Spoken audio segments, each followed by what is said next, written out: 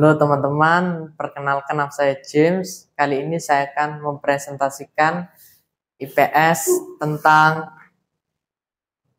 kehidupan sosial, pendidikan, politik, dan ekonomi. Next, kehidupan sosial. Sebelum merdeka, telah terjadi diskriminasi rasial yang membagi masyarakat menjadi beberapa kelas. Next, terus kehidupan sosial. Setelah merdeka, segala bentuk diskriminasi rasial dihapuskan dan semua warga Indonesia dinyatakan memiliki hak dan kewajiban yang sama dalam segala bidang. Next, pendidikan.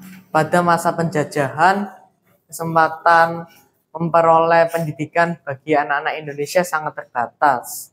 Dari sejumlah anak, hanya sebagian kecil saja yang sempat menikmati sekolah. Next, pendidikan pada awal kemerdekaan terbagi atas 4 tingkatan, yaitu pendidikan rendah, pendidikan tinggi, pendidikan menengah pertama, pendidikan menengah atas. Next, politik sebelum kemerdekaan. Sebelum kemerdekaan, Indonesia dikuasai oleh pemerintahan kolonial Belanda selama hampir 3,5 abad.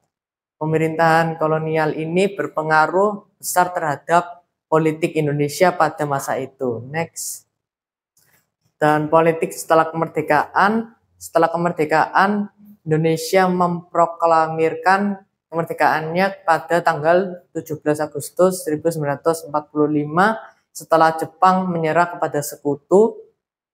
Namun kemerdekaan Indonesia tidak diakui secara internasional dan Belanda berusaha untuk menguasai kembali wilayah Indonesia. Next, dan ekonomi sebelum kemerdekaan. Sebelum kemerdekaan Indonesia, ekonomi di wilayah yang sekarang menjadi sangat dipengaruhi oleh kolonialisme Belanda. Belanda mengambil keuntungan ekonomi dari wilayah ini dengan cara menguasai sumber daya alam dan mengembangkan industri yang menguntungkan mereka sendiri. Next, ekonomi setelah kemerdekaan. Setelah kemerdekaan, ekonomi suatu negara dapat mengalami berbagai perubahan, tergantung pada berbagai faktor, termasuk kondisi ekonomi sebelumnya, kebijakan yang diambil oleh pemerintah yang baru, stabilitas politik, kondisi global, dan faktor-faktor lainnya. Next. Dan itulah presentasi PS saya kali ini. Sekian dan terima kasih.